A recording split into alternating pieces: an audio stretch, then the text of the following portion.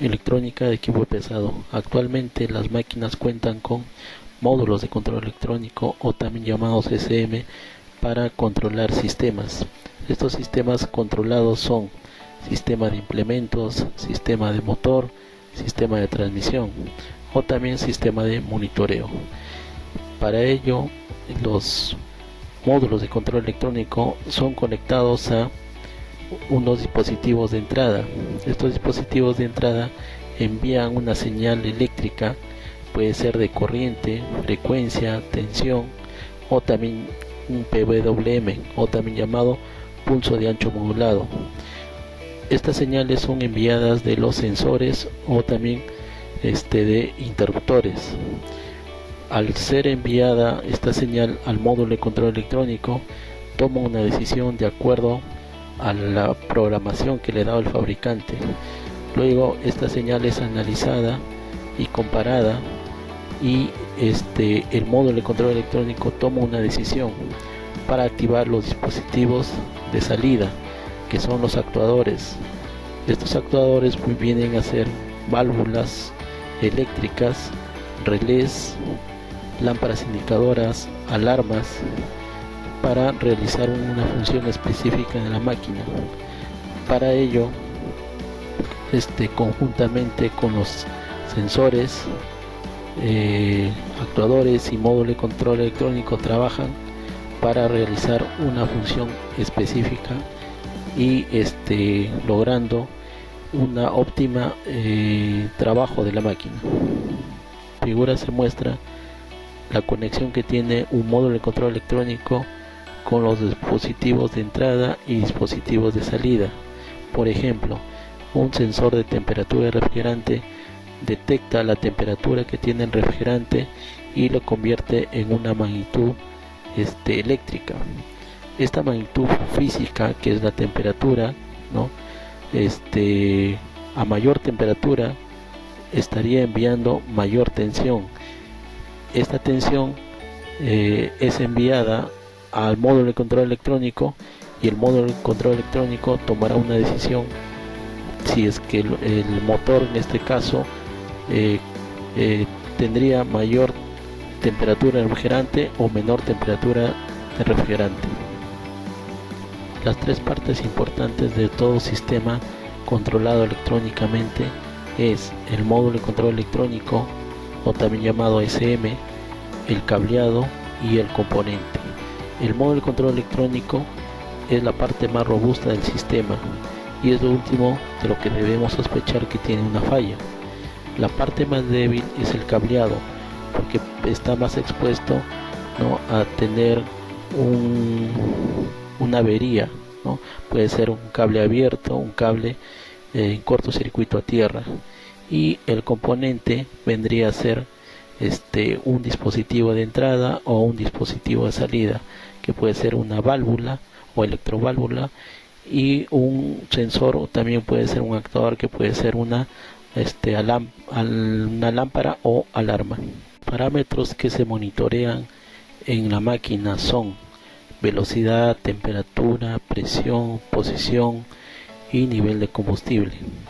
En este caso, para monitorear el parámetro que sería la velocidad, voy a utilizar dos componentes, el pickup y el efecto Hall.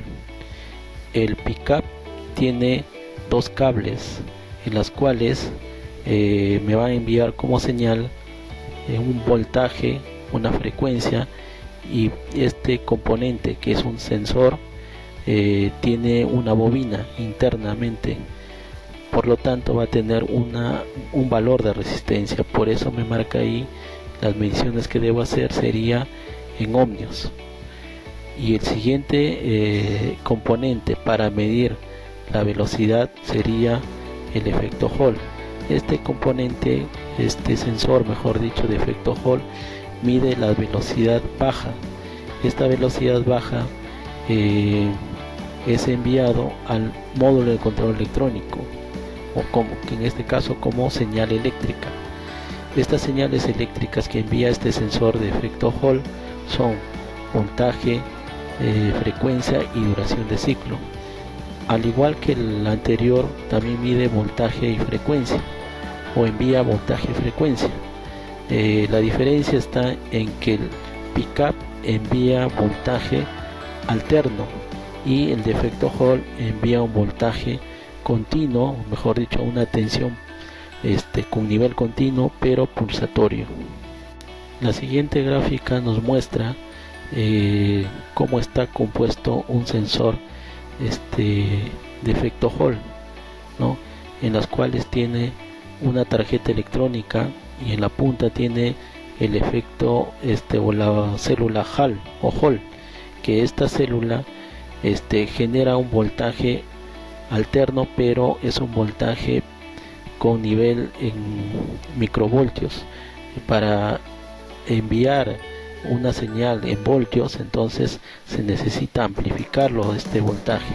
Por eso cuenta con un circuito integrado, unas resistencias y unos condensadores, las cuales amplifican esta señal o esta tensión. Entonces para ello, este circuito electrónico que tiene internamente el sensor necesita de alimentación. Por eso tiene cable de alimentación positivo y también el negativo. Una vez que tiene estas dos cables de tensión, logra su funcionamiento la tarjeta electrónica y el sensor envía una señal por el tercer cable. Los sensores de efecto Hall envían una señal eléctrica de voltaje, frecuencia y duración de pulso, que es recepcionada esta señal por el módulo de control electrónico de motor. Esta señal es analizada y comparada en el módulo de control del motor y también es enviada al módulo de la transmisión a través del enlace de datos CAT. Para monitorear la temperatura en una máquina utilizamos dos tipos de sensores analógicos y sensores digitales. En la figura se muestra un sensor de temperatura analógico, en la cual internamente en la punta tiene un termistor, que es una resistencia variable de acuerdo a la temperatura. En este caso, esta resistencia, que es el termistor, está controlado a través de un circuito integrado que tiene internamente el sensor. Por ser una tarjeta electrónica y tener componentes electrónicos, necesita de un voltaje de alimentación. Por eso tiene tres cables: alimentación, negativo y señal. Cuando un sensor tiene alguna falla o sospechamos de que el sensor tiene algún inconveniente, tenemos que realizar mediciones. La primera medición que debemos hacer es entre los terminales A y B del sensor.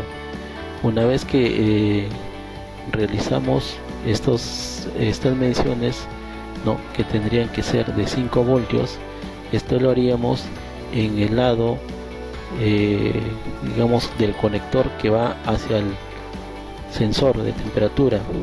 Debería marcarnos 5 voltios. Si no nos marca nada, pasamos al conector también propio del sensor, pero que va al lado harness del módulo de control electrónico. También en los terminales A y B, que es la segunda medida, debería marcarnos 5 voltios, que es la alimentación de 5 voltios es para todos los sensores analógicos. Si es que no hay ninguna medida, pasaremos a la tercera medición, que también debería ser 5 voltios. Esto nos garantiza que estos 5 voltios es enviado del SM. Entonces, al no tener la tercera medida, entonces ya sería falla interna en el módulo de control electrónico. Al haber realizado la primera prueba, que es medida de alimentación, que debe ser entre los terminales A y B, pasamos a la medida de señal, para cerciorarnos que el sensor, si está recibiendo los 5 voltios, ahora el sensor debe enviarnos una señal también de voltaje. Entonces también vamos a realizar la primera medida, que es en el conector entre los terminales B y C, lado sensor, ¿no? Específicamente que está hacia el sensor. Debería medir un valor de 0.2 a 4.8. Si es que no tenemos ninguna ninguna medida, ¿no? Entonces puede ser que sus terminales del propio conector, ¿no? Que puede ser los pines del conector, estén abiertos. Entonces, para cerciorarnos, deberíamos hacer la segunda medida, que es entre los terminales B y C, lado conector del sensor, pero lado que va al harness, que va al módulo de control electrónico. Entonces debería marcarnos también 0.2 a 4.8. Eso es de acuerdo a la temperatura que se encuentra en ese momento sensando, en este caso el sensor de temperatura. Si es que no logramos tener una medida, pasaremos a los terminales, ¿no? Que van internamente en el conector del módulo de control electrónico. Eso sería la tercera medida. También debería marcar entre 0.2 a 4.8.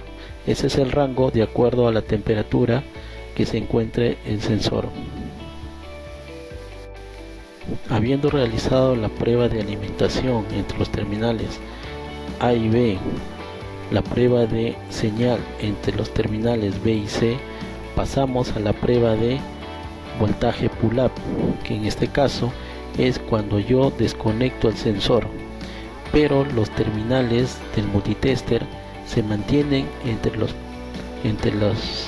terminales B y C propio del conector. Entonces, al retirar yo el sensor, mejor dicho, voy a desconectar el sensor, voy a generar un código de diagnóstico, pero a la vez estaré midiendo el voltaje, que es un voltaje de referencia que me está mandando el módulo de control electrónico.